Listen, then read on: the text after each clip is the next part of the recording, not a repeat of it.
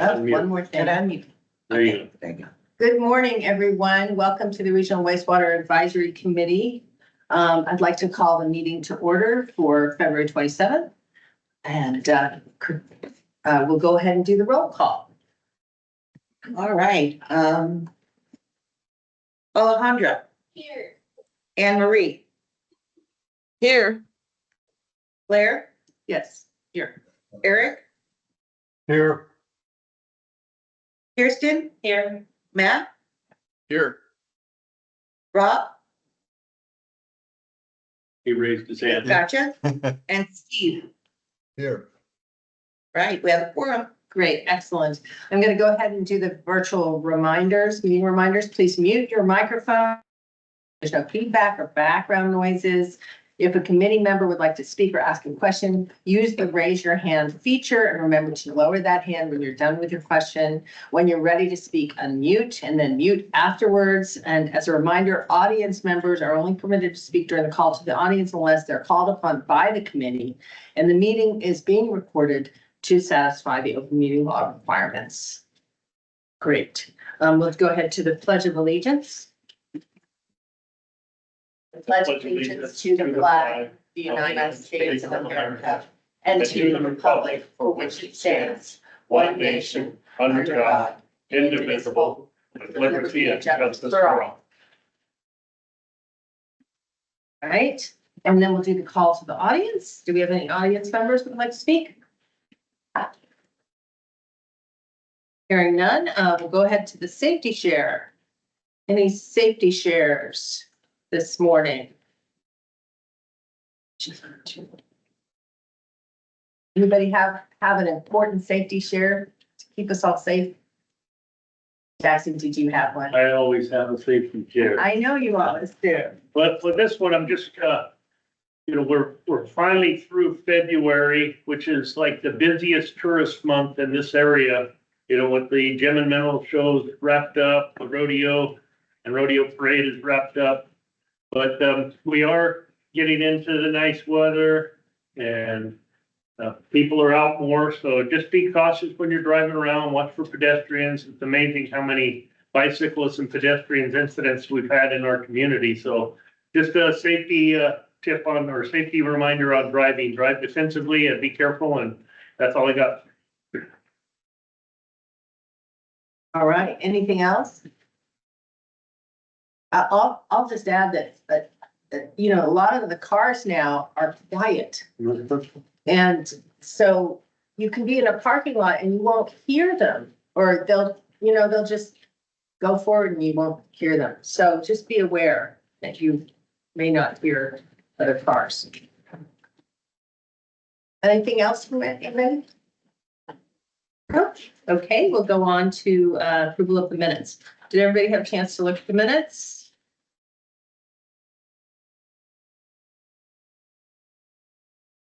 Any comments on the minutes at all? Eric has his hand up. Oh, thank you, Eric. I move that we accept the minutes as presented. Great, we have a motion to approve. Do I have a second? Anne Marie has her hand up. Anne Marie, is that a second? No, I had a comment. Okay. Okay. Let's get a second and then we'll take your discussion item. Yep. Second, is there a second to approve? So moved. Okay, we have a second here. And go ahead, Anne Marie, what's your comment?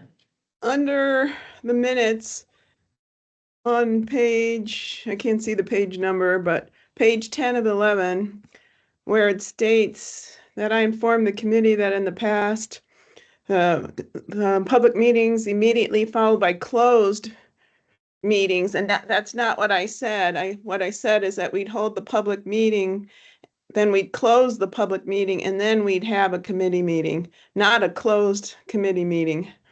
Gotcha. Okay. Yeah, so the closed is just in the wrong Got it. place there, because the meeting, the discussion of what we hear in the public meeting are open meetings. Right.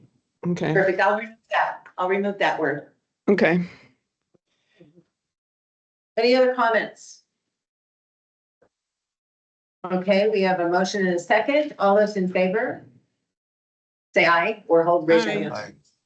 Aye. Any opposed? Any opposed? None opposed, motion passes and the minutes are. Thank you. All right, we're going to move on to the discussion and action. We have the director's update, which has new items. It's very exciting. So here we go. All right, thank you, Claire. Good Yeah. morning, everyone. Thank you for your participation and volunteering to be on this committee. Just before I start, I would just like to personally thank Rob Kulakowski for his long tenured time on this committee, but he has let us know that he's going to move on to bigger and better things, I think is the way he put it. Maybe not, but Rob, I can't even remember how long you've been a member, but if you wouldn't mind, just give us a few words of wisdom and motivation going forward. But thank you very much for everything you've done over the many years. Well, I've been on the committee for 12 years and I really appreciate all the members on the committee and all the folks in the department who've done such a great job and helping communicate what's going on and working with us. So I feel like it's my time to move on to, well, maybe not bigger and better things, but other things. And no, I really appreciate having the chance to be here and all that. So no, thank you very much. All right. Well, good luck to you. And it's a small world. I hope our paths cross again. All righty. All right. So just a few quick items. My first item is, just a reminder on the rate increase, which is kind of consuming our lives for the current and near future time.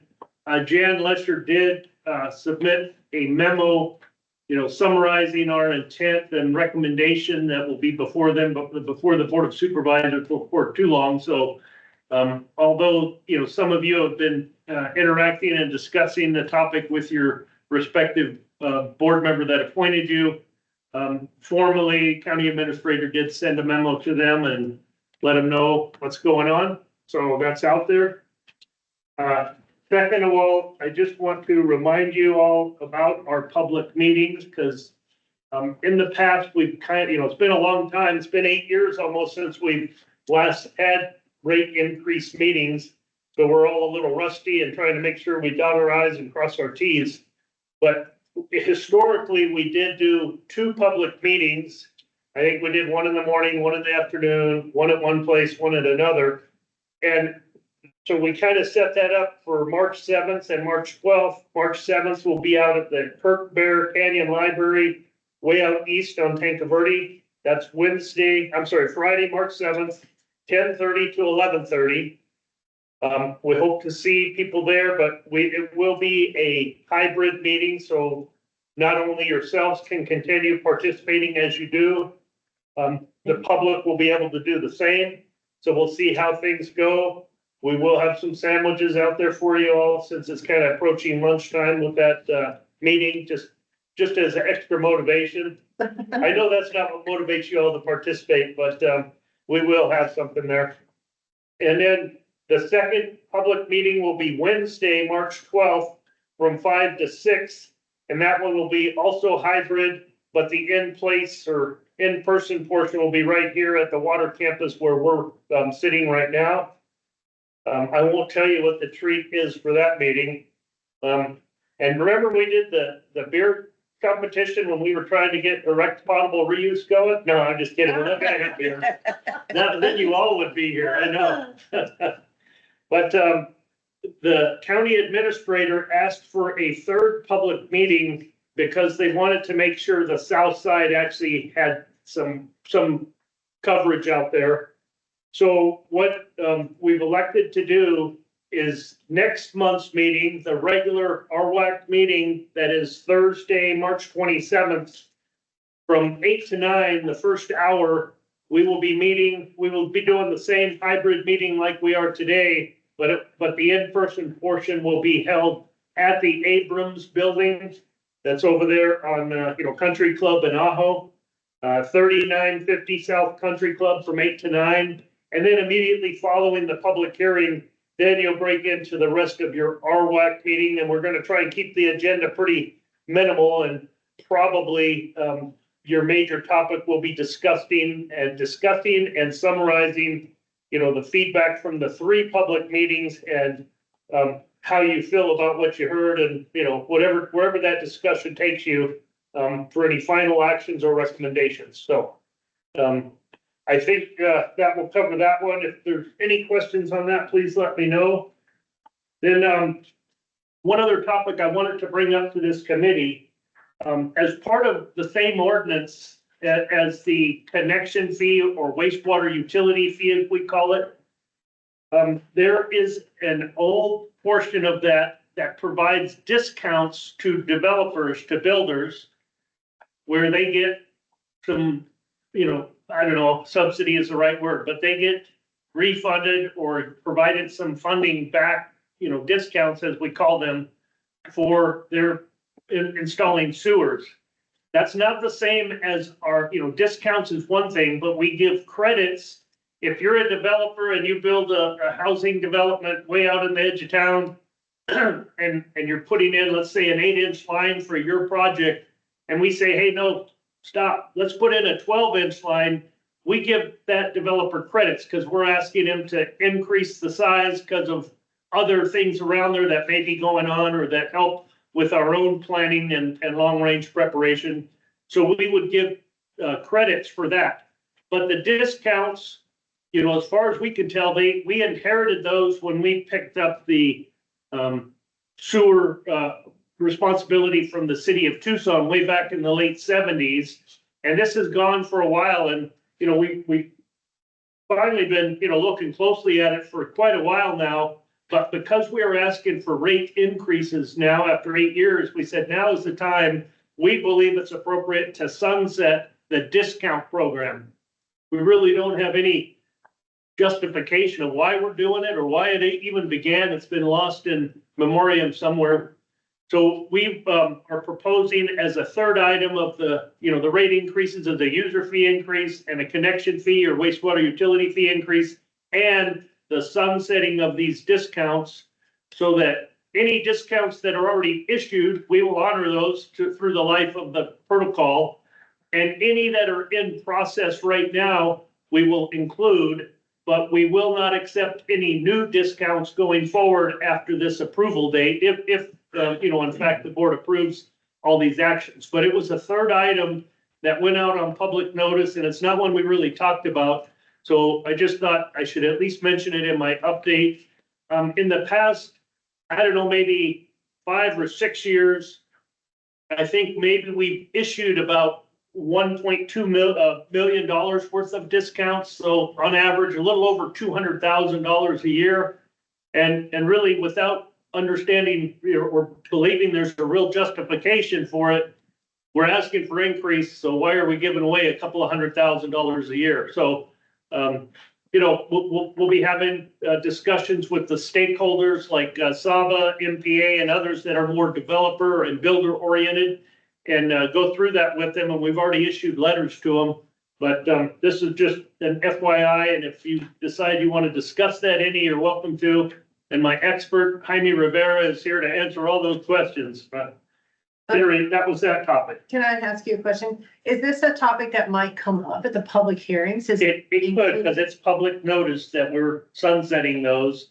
I don't ever want to speak for any other agency, but we did just coincidentally had another regular meeting with MPA, and they didn't think it was a big deal, and it really impacts a small quantity of big developers. So we'll see, but it could come up at the public meeting, and we'll be prepared to answer questions, but we'll hear. Again, the purpose of the public meetings are really for the public to come give comments on those 3 items.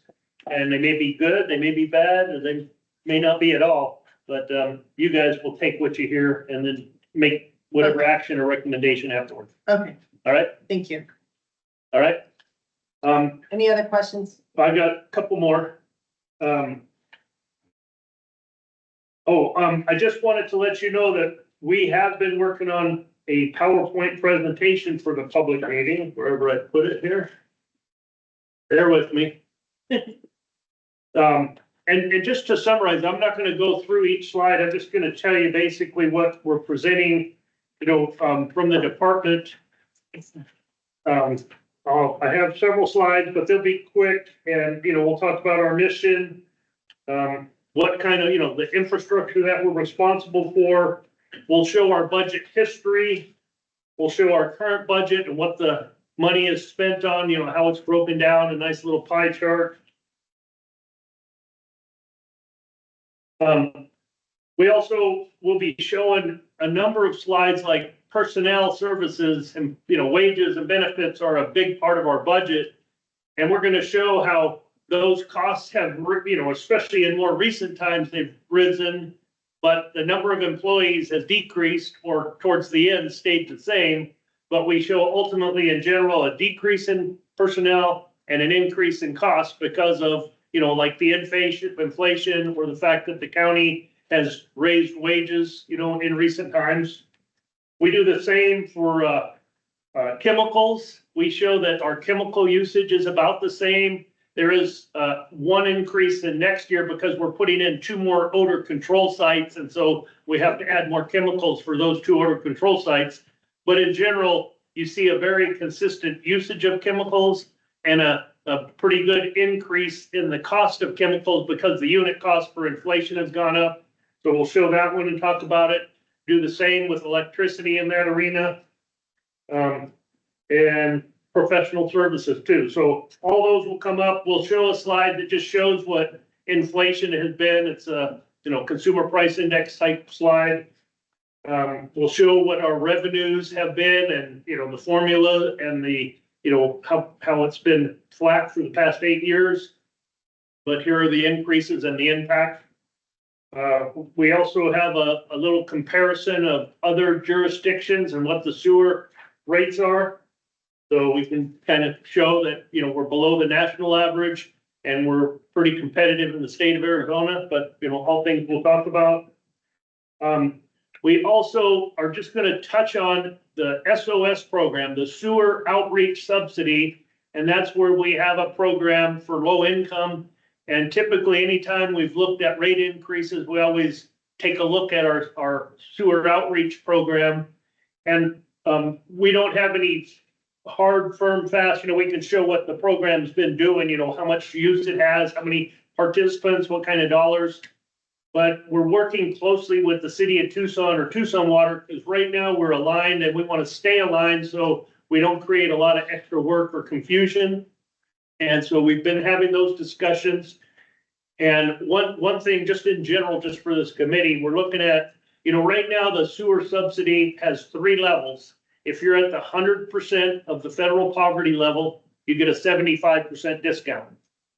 If you're at 125% of the federal poverty level, you get a 50% discount. And if you're at 150% of the federal poverty level, you get a 25% discount. In general, those are deemed to be fairly generous compared to some of the other utilities out there. But one of the options that's the simplest and easiest, and we are confident we could stay aligned, and that's just to extend the 3rd tier from 150% to the 200% poverty level, but leaving the discount or the subsidy amount the same. So that 3rd tier would just be a bigger group, but at 25%. But we also are looking kind of at the other end of the spectrum, kind of going to 4 tiers and increasing the amounts. So we were saying at what, we're looking at it, the 100% federal poverty level would get an 80% subsidy. The 125% would get a 60%, 150 would get 40, and 200 would get 20% discount. So it's kind of a, a little more coverage and the broader group. And we're looking at the impact and trying to come up with some information. And, it's something we kind of hope we can get some changes soon, because remember, we brought this up that the Tucson Water or City of Tucson is changing their billing software, and it will probably be a little harder to get changes incorporated in that. So we'd like to kind of get some early alignment and feedback from the committee and from the board and the county administrator, based on what we hear and learn in our discussions with Tucson Water or the city of Tucson. So just a topic you'll hear more about, but I just wanted you to know that will be a slide, and we'll just in general have some summary like that. And then finally, the connection fee or wastewater utility fee that's also being increased. There was a methodology at how we got to where we got a while back. So we updated that, with the help of finance, we updated that value. And we show that what we're requesting with the 3% 4 consecutive annual increases on the connection utility fee, that it puts us right about where that puts us is coincidentally about where the same calculation only updated where it puts us. So it's just a reinforcement that the number is a good number, even though in the real world, talking to different contractors and folks in the wastewater construction business, they think the number is much higher than that, but we're going to go with our consistent method, and that's a good place where we can stop and reevaluate in the future. And I think that's really the majority that's of my slides. And then in recent conversations with Art over at Finance, and he's welcome to chime in, they're taking a look, because again, way back in history, there was a little bit of summaries of the rate workbook and or the financial plan. So they're going through their information and deciding if they may have a few slides to contribute as well on that arena. But Art, I never want to steal your thunder, so if you have anything you want to add, feel free. Thank you, Jackson. No, I really don't have much more to add, other than my commitment to Jackson was that finance would be represented as a co-partner in this with the wastewater utility, and we look forward to working together to effectuate these rates in the timeline that the committee has identified. Thanks, Art. And that's all I have, Blair, unless there's questions. Yeah, I have a couple questions. First of all, will you be able to send us a copy of that presentation prior to the meeting? Yes, I'm also intending to send it to county administration to forward to the board to know what's coming at the meeting, at this future first meeting. Yeah, And you guys also get a copy of it. great. We're just trying to get it all wrapped up and finalized, and then determine whether we just include Art slides in there and he tag teams with me, or whether it's its own separate presentation, but we'll get that figured out, and you'll get it before the public meeting. Okay, that would be excellent. And we'll have hard copies for you for those that are in place, but Right, otherwise it'll be sent email like it normally is. right, that's fine. And then, I hope there's a mention of the debt limit, the why we're doing this, why we're staying ahead of it, and that would be something Art would cover. And then also, are you going to address at all the ambiguity of the future and why it's important to stabilize now so that we are ready for? I hope so. Okay, so that's part of your presentation. And then my final thing, and maybe other people have something, which is, what time would you like us to get there? I don't think we need to write early. It would be good to know when you would Yeah, like I to mean, get there. we're gonna be there 30 minutes ahead of the public meeting to make sure we're all set up and everything's good. And to get our first choice of what snacks we, so. Very, very. But, So we, I've got- anytime, at least 10, 15 minutes Yeah. early would be nice, just so we know everyone's there, but some people's schedules will put them there just in time, and that's fine, but, Yeah, I would ask for everybody to try and get there 15 minutes before, 10 or 15 minutes before, because it is a nerve wracking when you're not yeah, sure. making sure we have a quorum and all that. And enough seats for everyone. You show up late. Who knows? You have to sit in the audience. No, I'm kidding. Anyway, good. That's And it. anything else? Anybody have anything? All right. No hands. No hands, she says. Okay, we're gonna move on to item 2, which is the 2025 rate workbook review. Who's that? Is that Art or? Yep. Yeah. Yeah, that is very likely me, Chair Yes, Zucker. that is, yeah. So what was included, I believe, in your packet materials, was a a summary of changes between the 113.25 and the 211.25 rate workbooks. Can you confirm for me that you did in fact receive that? Because that's the document that I would like to reference from. I believe it's going to be easiest to walk you through that document than toggling back and forth between the rate workbooks. So I saw a few hands or saw a few thumbs up. So we'll go ahead and just walk through that. I'll share my screen if you don't mind. Can you share? Please. Can you all see that, or do I need to make that a little bit bigger? If you can make it a bit bigger, that would be helpful in hearing. Sheet. That's different than what I got, I think.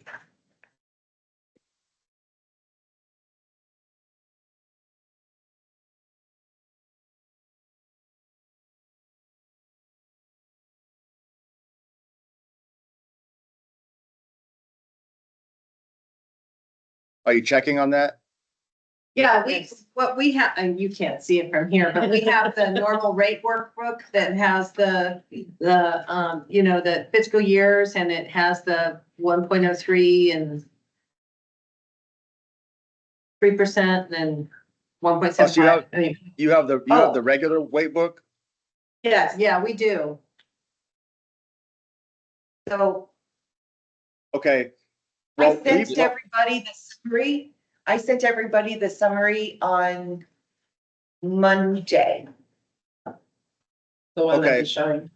No, This the is- one this that, is- no, that one was originally sent. Oh, do we have that one then? I do not have a printout of that one. Oh, okay. I just don't have a printout, but people did get it. Everybody got it on Monday. Okay, sorry. When Michelle sent it to me, I forwarded it to everyone. Okay. Okay. Are we okay, Chair, Yes. to proceed with this document? If you can make it bigger though, so everybody can see.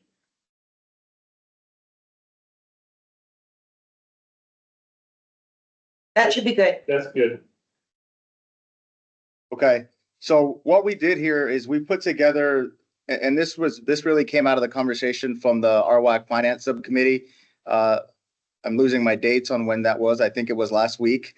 But what they thought might be helpful for the full committee today is to crosswalk the changes between the rate workbook that was presented on 113 and the rate workbook that we went over on 211, and what was the cause of the changes and what was the causal effects of the changes that were made on the 211 versus the 113. So what I'd like to do is just walk you through the numbers here.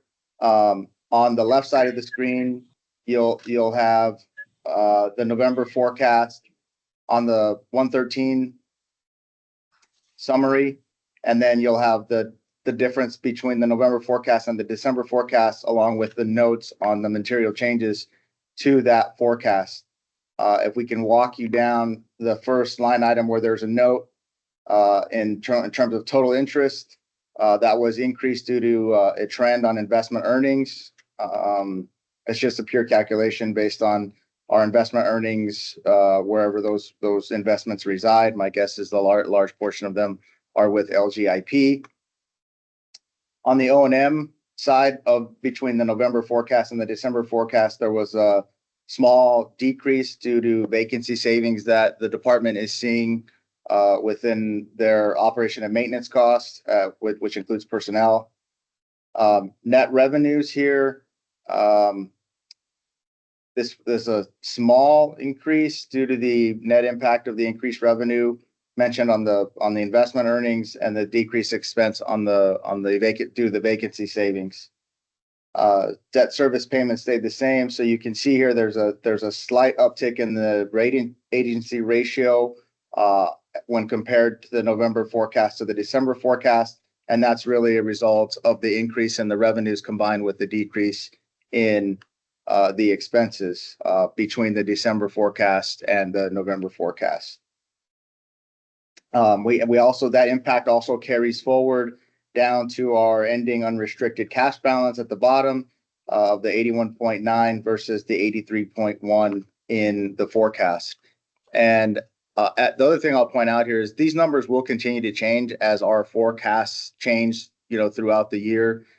We have period 7 coming up, and then I believe county operation or county standard has been, we lock in after the period 8 forecast, those become what we build in to future forecasts.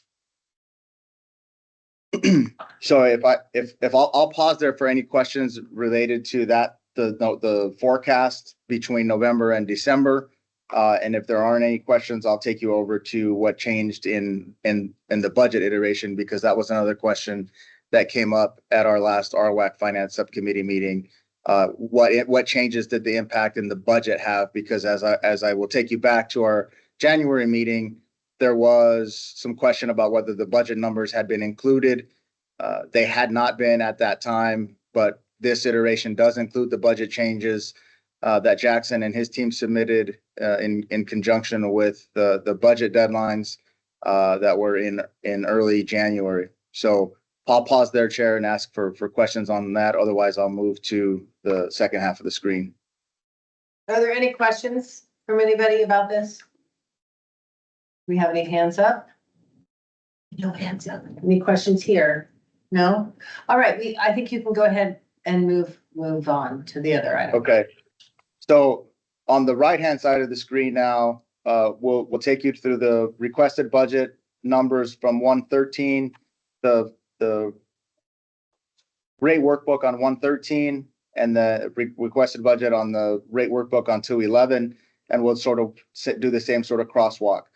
So there was a question at the last RWRAC Finance Subcommittee about the impact on the revenues from going from a January 1, which we had originally planned, to a September 1. You can see it's close to almost $2 million ish, from 165.9 to 167.6 if the rates are adopted and passed by all the relevant parties here as we move into the spring and the summertime. This is the impact here, that 165.9 to 167. So a pretty meaningful difference there in terms of our revenue stream from changing that date as a result of the previously discussed City of Tucson billing software. On the operation and maintenance side, and I'll just toggle over here so you can see operation and maintenance actually decreased from when inputting the budget numbers from 108.9 to 108.5. This is, I think this goes back, and Jackson can talk a little bit more about this, but I think this goes back to his about $400,000 supplemental budget item that he retracted at the last moment, which saved the department some budget for FY26. So that, I believe that is what that was causing that decrease. We do want to note here that the benefit recalc has not occurred as yet. And so the 108.5 that you see there does not include what the benefit recalc will likely have, the impact the benefit recalc will likely have, which I'm almost positive is going to be an increase to the O&M budget. And that is being done between this week and next week. So we'll have more firm numbers at the end of next week. So as we move down to the sort of tan colored section, which is our total net revenues, this was an increase. If you take the increase from the water rate, from the rate increase moving up from January 1 to September 1, combined with that $400,000, this is the net impact of that. So we see about a $2 million increase there, which then is going to flow all the way down through the rest of the metrics in the document. So you see we have a small uptick in the rating ratio from 131 at the 113 forecast to the 135 at the February 13th forecast. And then that carries on down to the bottom line as well. The one piece in the middle from 5.4, I believe this is, I have to scroll to the left to see what this is. This is debt service reserve. Increase due to updated estimate of half maximum debt service on FY 26 issue. Michelle, could you chime in on this particular item? Yes, so we got updated estimates for the defeasance in the future debt service based on the CIP that's in the requested CIP budget. And so the way the debt service to smooth out the debt service, we're trying to keep the average debt service between 62 and 65 million a year. And in order to do that, we had to modify, the principal and interest schedules on some of the future issues. When we do that, as you know, 1/2 the maximum debt service, that calculation changed. And so our forecast for the reserve amount that would be due next year changed. And so that's why I updated that. Thank you. And so lastly, down here, you see the forecast on 113 was 68.5. And it's now, the ending cash balance is now 69.6. So the net effect of all the changes that we've discussed to date has had a positive outcome on the unrestricted cash balance at the end of the fiscal year. With that, that concludes my prepared remarks, and I'll be happy to answer any questions. But I thought this might be a better way to demonstrate the changes between the 113 and the 211 forecast. To me, this demonstrates how fluid some of these things can be. And they really change quickly sometimes, right? I mean, are we just seeing a period where we are recalculating everything and it feels fluid, or is this really how it works year round, that you're constantly changing things? That is a good question. May I stop sharing? Or Yep. Or do you still want me to keep the screen up? No, I think you can stop sharing. Okay. That's a good question. I don't have the experience to know whether or not the rate workbook is updated continually with our forecast. To the extent that it is, our forecasts are constantly changing based upon what's happening in the departments and how the department is spending. Not only spending its money, but how the revenue receipts are coming in for the department. So if this is done annually and on a monthly basis, the numbers will continue to be fluid. It's especially fluid right now because of the budget. And so as decisions are made on supplemental requests, CIP projects, things of that nature, the budget will continue to be fluid. And we do the benefit recalc later in the month of February is my understanding. So that will add to the fluidity. So I think that's a good point. It is always fluid. And I did get confirmation that this forecast is updated monthly. So the numbers will change from a month-to-month basis based upon the activity that is occurring in the department on the revenue and expense side. Thank you. Matt, you had a comment? Yeah, thanks, Claire, and thank you, Art, and Michelle for providing that summary. I'll just note that when Art was describing the change in the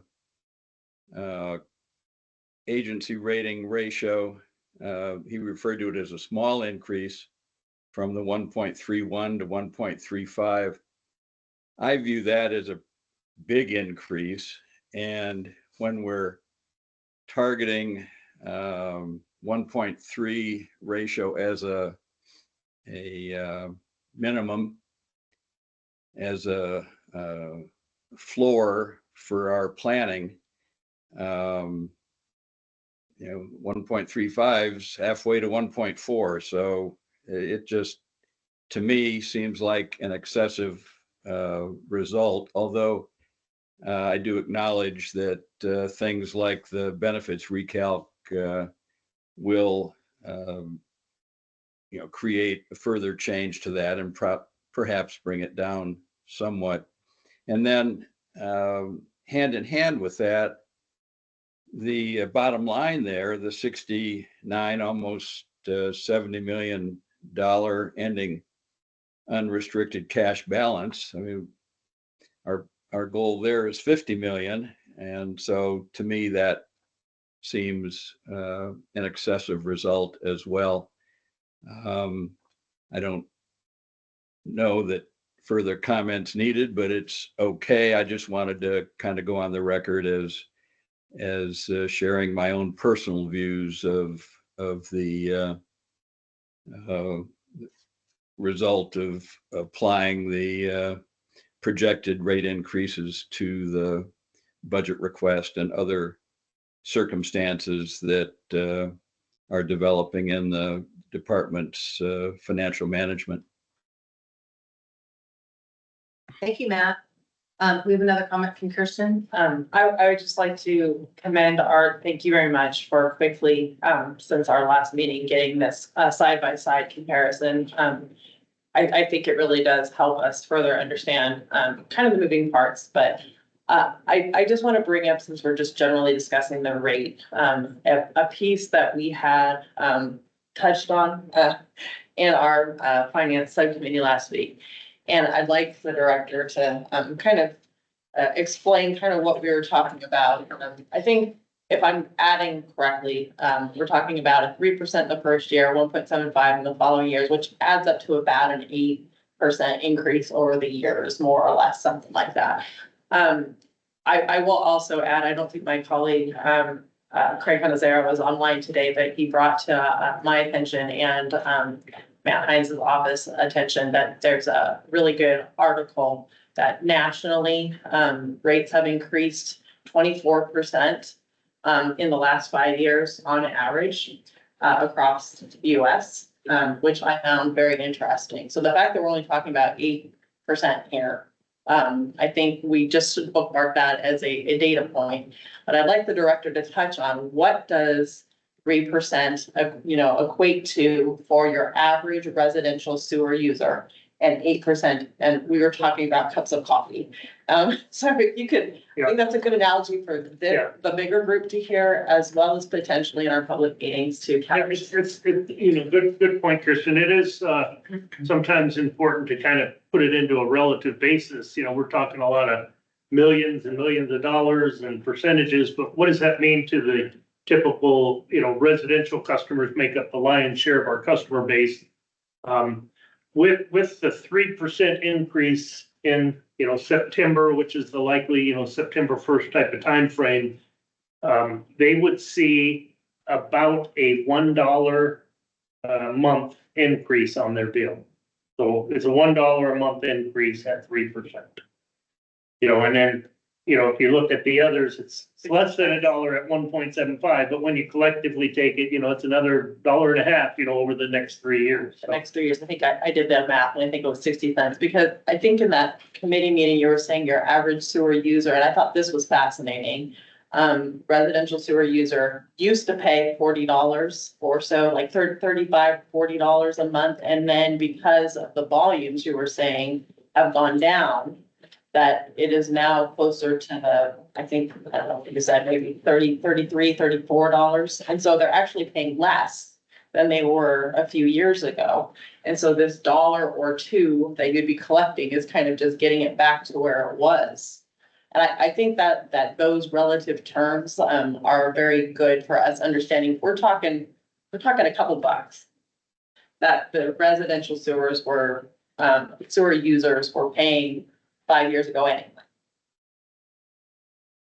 So here, let me summarize that. Yeah, fix my numbers, but as I recall, it's in those ballparks. So I'm gonna go back, because I have a chart that will be one of the presentation slides for the public meetings.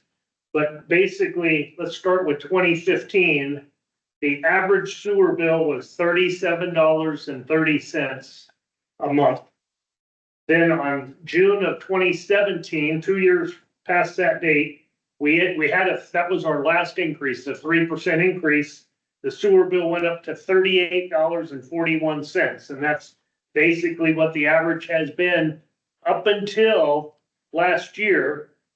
And last year was, historically, we live in a community of very conservation-minded people and a lot of pressures and stresses on not wasting water and people going to xeriscapes and, all these things. And so I've been with the department a little over 20 years, and all that 20 years, you could see these step in decreases in water usage. So because the formula for our monthly bill is a $13 fixed fee, and then like $3.20 some cents times your average winter quarter average and CPF 100 cubic feet. So historically, it's been about 1/3 of the bill is a fixed fee and 2/3 of the bill is based to volume. Well, that 2/3 volume piece historically just keeps dropping. And, Tucson Water does 85% of our billing, and their software rounds off the CCF. So we just went from 7 CCF for the last number of years. Now we're at 6 CCF. So besides these upward pressures from inflation, we're also seeing some decreased revenues because the average user fee, residential user fee, is using less water, which is the methodology we use to charge. So, we're fighting two things there, and it's a great thing. We support wholeheartedly conservation and stuff, but it does have negative impacts on our revenue. So, at any rate, so that 38.41, which every average pay for prior to this latest reduction in the usage that Tucson Water has calculated, it dropped to 34.77, and the increase with the 3% will take us to 35.81. That's the $1.04 actually. And then with the 1.75 after that, it goes to 36.44, 37.07, and then 37.73, which is still less than the 38.41 that they've been paying. So it's like we're on a hamster wheel here. So Yeah. at any rate, that's. Thank you for that. I think that context is very good for us to understand. And it does allow us to, sort of take a conservative approach to this and ensure the agency is funded adequately, given the uncertainties of the future. So it's probably a conservative perspective on how to do this. Eric, you had a question or comment? Thank you. I went back after the financial subcommittee meeting and took a look at all of this and from a different, maybe a different perspective. But when I took a look at the increase of 3%, it would add, based upon the average of 6 CCF used by the homeowner, it would add $1 and almost 5 cents to their bill. And that's fine. That's a very modest increase. But then I looked at, okay, the county is anticipating a growth of about 1,900 more connections for the sewer district. And I said, what do we pay here? What is the charge here? How does that affect us? And and looking at it, I could actually roll back the increase on the homeowner to the original point we had talked about of 0.0175 and add that back into the connection fees. And we've balanced the budget in the same manner that Art has already done. He's done a great job. I'm not criticizing it. I'm just looking at it from a little different perspective. And I just wanted to throw that out there. Thank you. Thank you, Eric. So we're almost, we're talking about the rate workbook. We also have the financial subcommittee report after we have the period 7 expense and revenue summary. I'm wondering if we might be able to pull the financial report up and continue this discussion and then move those 2 items. Sure, let's go ahead and make that. Okay, I just think it would follow nicely. Matt, would you like to give your financial subcommittee report? And then we also have the RAC white paper, the appendices. in that report. Sure, thank you. Yeah, the financial subcommittee met on February 19th. It was last week to review and discuss the draft financial metrics or financial pillars in the white paper and the finance department's rate workbook to support the 2025-2026 financial plan.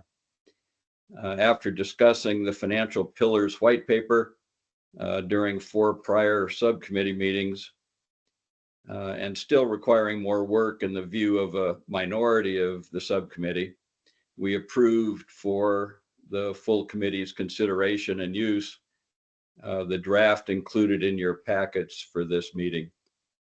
The financial pillars are intended to guide our review and discussion of the new year's financial plan.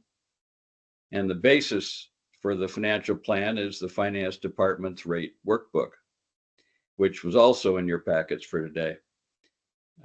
There were a number of changes from the working draft we saw at our January meeting compared to the latest draft, as Art has discussed.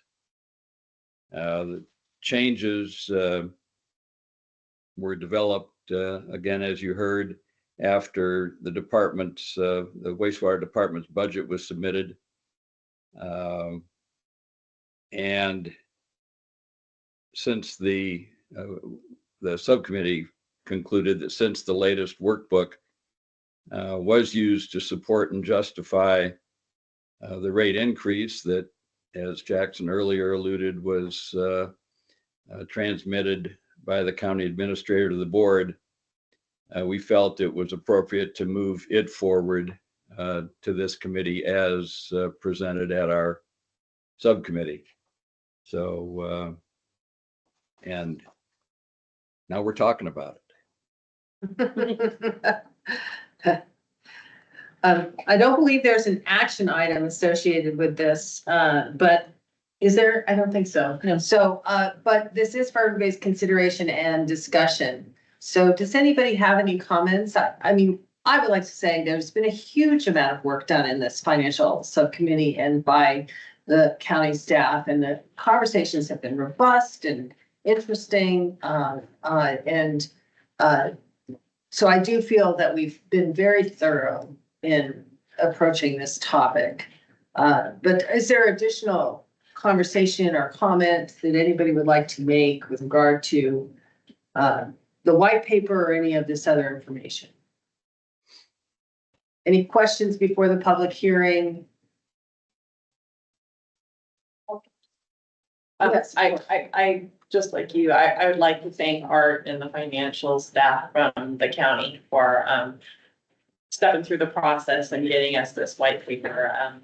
The rest of the RWRAC committee who has received it and haven't seen it, read through it. Most of it really is just a couple of pages. It's like, I think 4 pages total up at the front, and then everything else is examples in the back. As a newer member of the RWRAC and certainly the financial subcommittee, the content in this really helped me understand the rate workbook, the goals of what we're trying to accomplish and why for our rating for our loans that we send out and things like that. So read through it, understand it. It may be even good for your representatives to see if they want more information as to what the pillars, when you talk about debt service ratios and things, it's all explained in these four little pages. So I highly recommend it and want to thank the staff for working through it with us.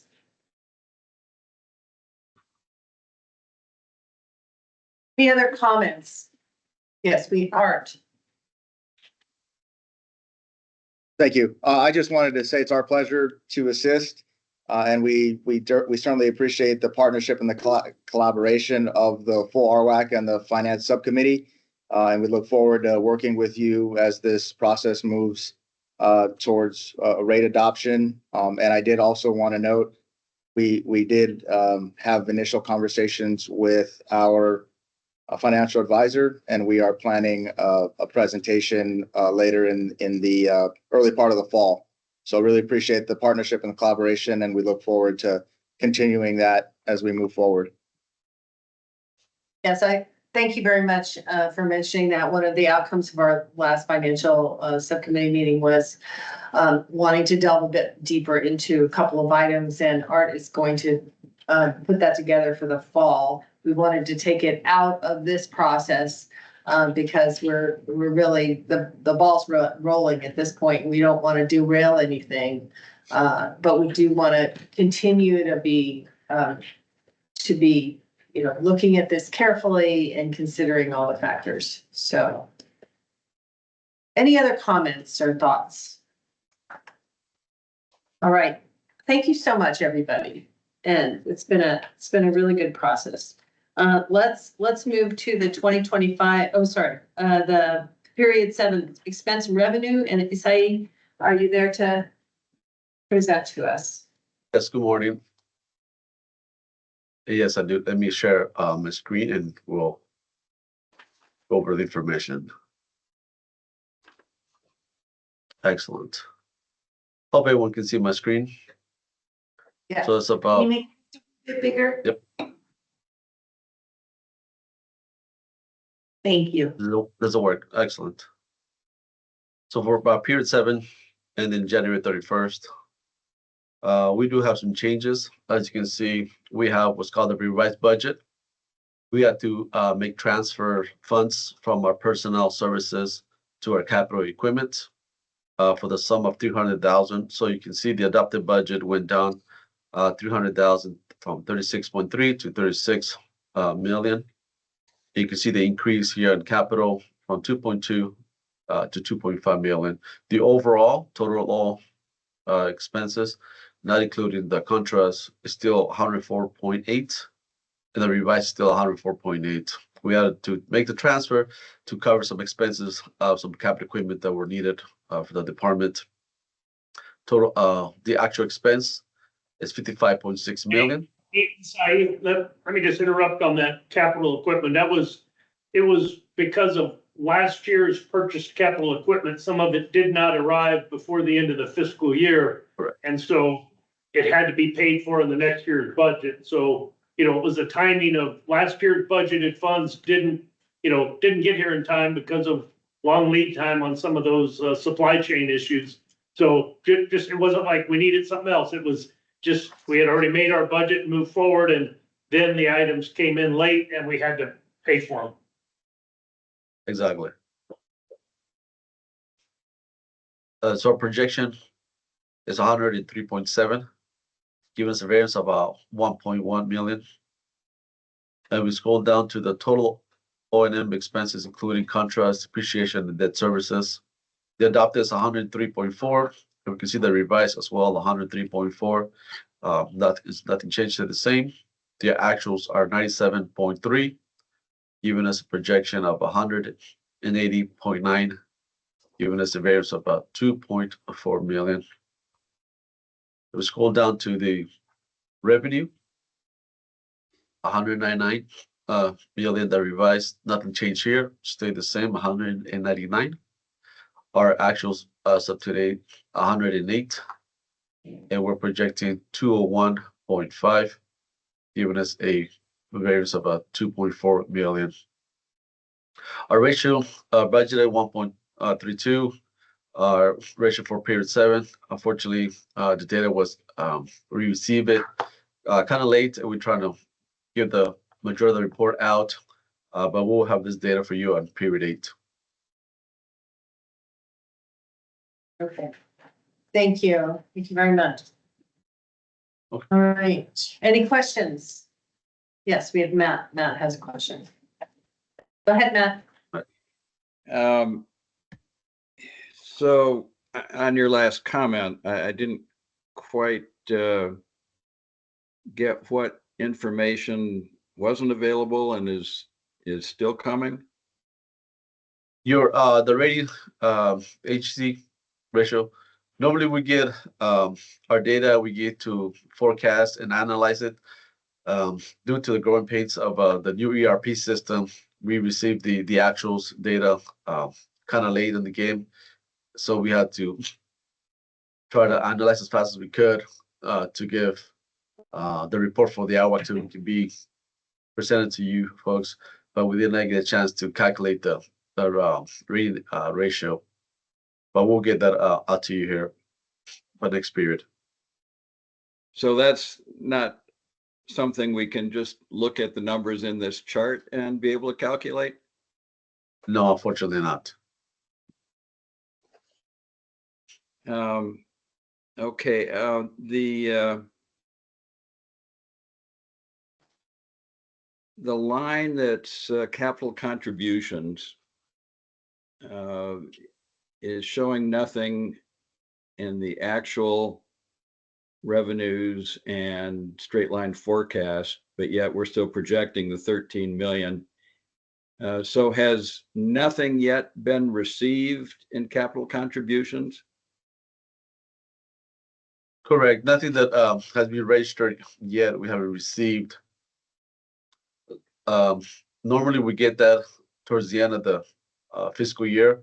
That's when all the projects are finishing up, and then they start pretty much start receiving it. And sometimes we go beyond the fiscal year and doing accruals on this portion. Okay. But we're still expecting the full 13 million? Correct. We still expect the full 13 million, and we'll reconvene with wastewater this coming period to see how they see the projects, because we also correlate that with the connection fees, how the projects are going. Okay. And Matt, I know you do this, and I just want to make sure we're, again, this is one I always have heartburn with. It's, it's not 13 million in cash revenue coming in. It's the pipelines that developers install and hand over to us. It's the value of additional conveyance infrastructure typically that we get. And so that's what it is. And I don't think it gets really reconciled usually till the end of the fiscal year. I'm sure we've received some additional pipelines, but they just haven't been accounted for. I kind of think it's a clearinghouse towards the latter part of the fiscal year, if I'm not mistaken. That could be as well. Yeah, it's always real hard to budget too. So yeah, I understand that.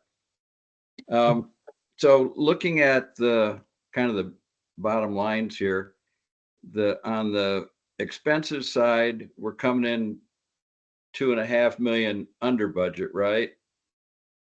And then yes, on the revenue side, we're going to be 2.5 million over budget. So that's like a $5 million change there overall. Am I looking at it right? As of right now, yes, that's our forecast. Okay. All right. Yeah, I'd be interested in certainly seeing the rating agency ratio as soon as you can develop it. I know our rate workbook, when we were looking at last month's version, I think for this year 1.37 was being forecasted for the year, and so I'm just kind of wondering whether that's really going to come in that high, or whether we're on track to be that high or higher. And I was thinking that I could look at net revenues on this chart and then divide by the debt service and come up with a number, but doing that, it came up over about 2.1. So I didn't think that was right. So yeah, certainly interested in clarifying that or understanding it as soon as we can. Most definitely. And also just to let you know, our supply and services, there's still a moving target. And I know there's a lot of projects that wastewater is planned to accomplish. So our supply and services here, it might shift as well. So, and like Mr. Art said, period 8 is one of the ones that goes into record. So we definitely will sit down with wastewater and make sure to tie this number down. And that was going to definitely affect our rating ratio significantly. Okay, thanks. And and Matt, what we can do, what we can commit to is once Isai and team have the numbers to calculate the rating agency ratio through the period 7 summary, we'll get that out to Jeanette and she can furnish that as a follow-up to the board for this particular forecast. And when we come before you next month with the period 8 forecast, that number will be reflected through the period 8 forecast. Great. Thanks, Art. Thank you. All right. Any other comments? Or moving on? Good. All right. We're going to move on to, let's see, we're on the CIP subcommittee report. Asia? Good morning, everyone. The CIP subcommittee did not meet since our last full committee meeting, and we are scheduled to, or we need to schedule the meeting, but we are planning to meet in the summer. So we don't have that date yet. That's all I have to report. Thanks. Thank you.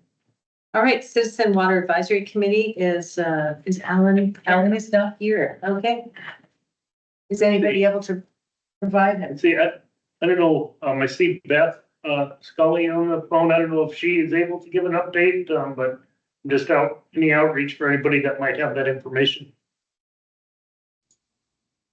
Oh, good morning, everyone. This is Beth.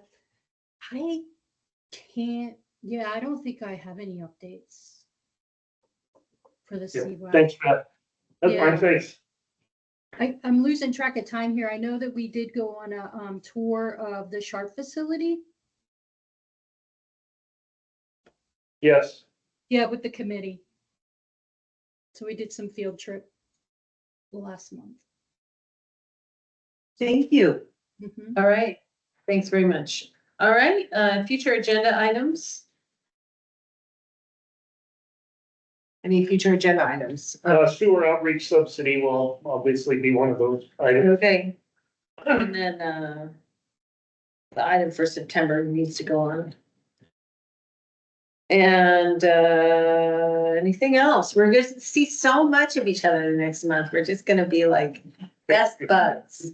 Was there any other last words that you want to give the committee, anybody about how we conduct ourselves in these meetings? Oh, yeah, we didn't actually talk about that, but that's a great thing to mention. So correct me if I'm wrong, Jackson, but at these meetings, we are really listeners. We are not talkers. If we're mulling around with people before, we need to be cautious about what we say. We don't want to be talking about our opinions. We need to be there to listen and really take their public comment. And that includes when we're socializing at the meetings, it actually includes socializing elsewhere as well. And as we go through this process, we need to be cautious about that. We need to take their information, and I believe I'm chairing the meetings. So I will be saying thank you very much, and that's what we will say. We will have an opportunity for people to, I think, give comment on Zoom. Will they be able to have some Zoom, can we just not have a Zoom functionality? Oh, So whatever. it will be MS Teams. Okay, so on Teams, will they be able to provide questions? Yeah. And, So when you do the call to the audience for the Yeah. public comment, yeah, it'll be open for people who are present and online. right. So we'll try and toggle between them. You and I should talk about how we'll work that so that we make sure people all get a chance to provide comment. So, And just like here, we'll do a call to the audience at the beginning and at the end. Only one at the public hearing, Really? after the presentation. after the After. presentation. Okay. Okay. All right. So, sometimes these things get contentious. You just never know. And it's just really important to, just be open without showing what you think. And your third, so I think we said, and you correct me if I'm wrong, but the first 2 public meetings are just that. We're just gonna have the public meeting Yeah. and listen for input, take our notes, and the third public meeting is followed immediately by the RWAC meeting, and that will be the agenda item to Discuss. discuss what you've heard over the past 3 meetings and what, if any, actions or discussion that takes you down. So, let's talk a little bit about that. So the public hearing happens and then we close the public hearing, but we still have our meeting and our meeting's open, right? Yes. And so that discussion that we have is in the meeting, because in the past, we've had a closed discussion. Do we go into executive session and discuss the public hearings, or do we have that discussion in open? I don't remember. I thought it was just open discussion, I mean, the Board of Supervisors is going to want to know, they're gonna have all the information of what we're requesting and why. But obviously, they typically will say, well, what was the feedback you've received from your outreach effort? And we'll have a summary of what that is, and it'll probably be some narrated report that the department will put out. But it's based a lot on that conversation you'll have on that last meeting, that once you close it, you go into your advisory committee regular meeting. I don't believe I recall that they were executive session or closed items. It's just your normal discussion about what you heard and. Because I recall from the previous one that they were closed. Well, Anne Marie? Anne Marie. No, they were not closed. Okay. No, Can't hear.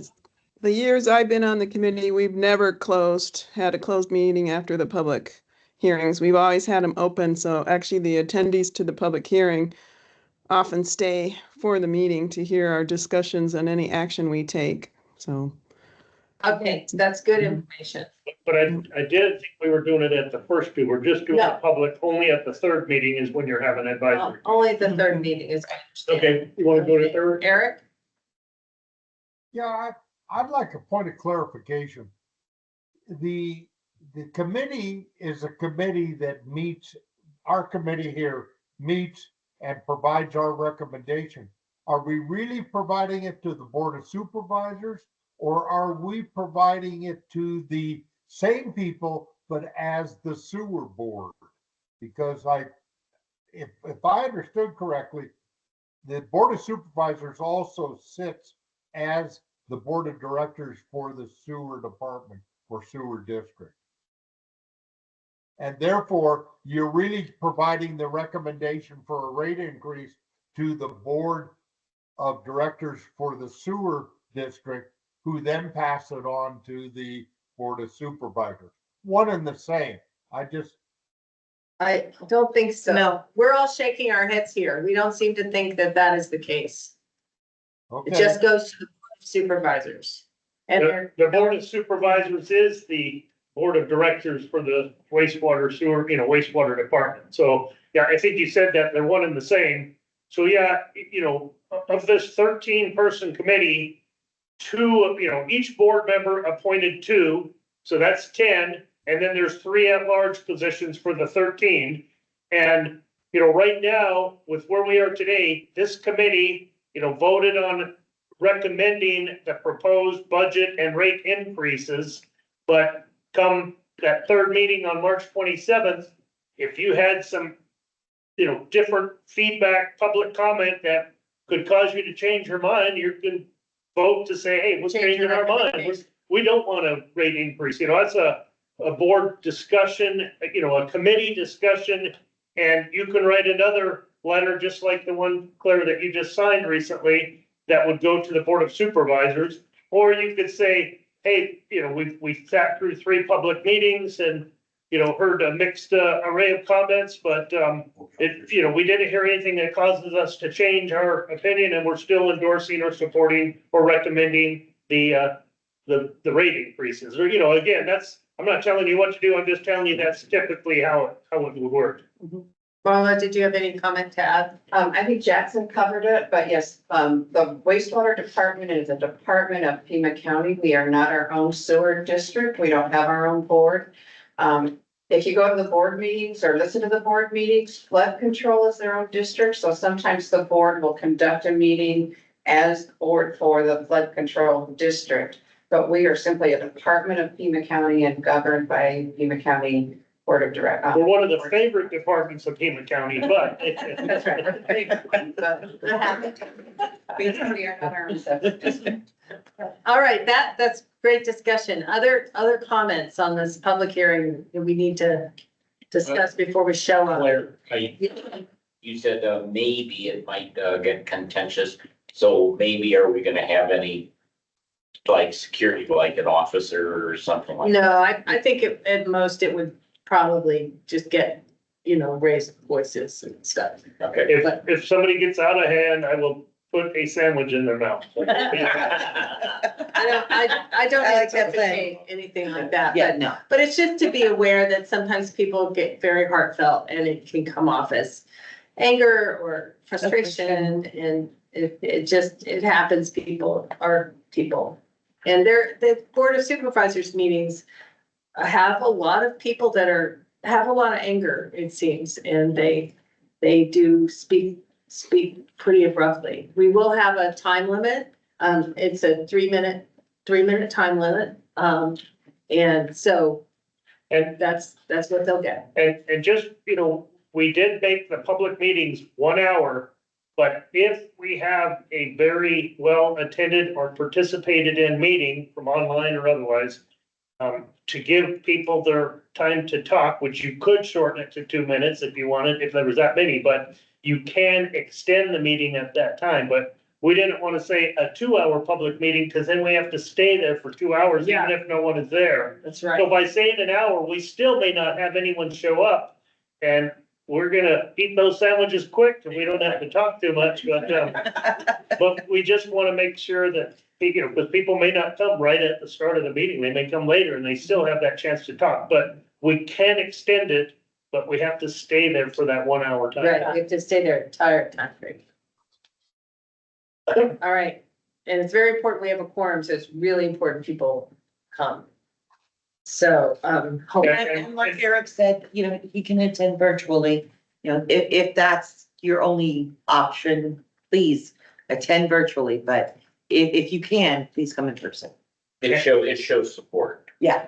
And in the packet that you have for today's meeting, there are the actual addresses of course, here where the water campus is, but the one out Bear Canyon Library and the Abrams, the addresses are in there, and the times and all that, dates. So, if you have any questions, call Jeanette. And that table has been uploaded to the RAC page too. So you can see the addresses, the dates, the times, and the links.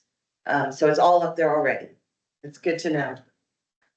Okay, any other comments during our future agenda item? This is our future agenda item, though. No?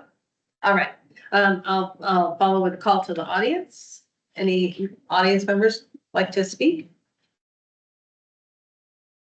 Right, and then I'll call for a motion to adjourn.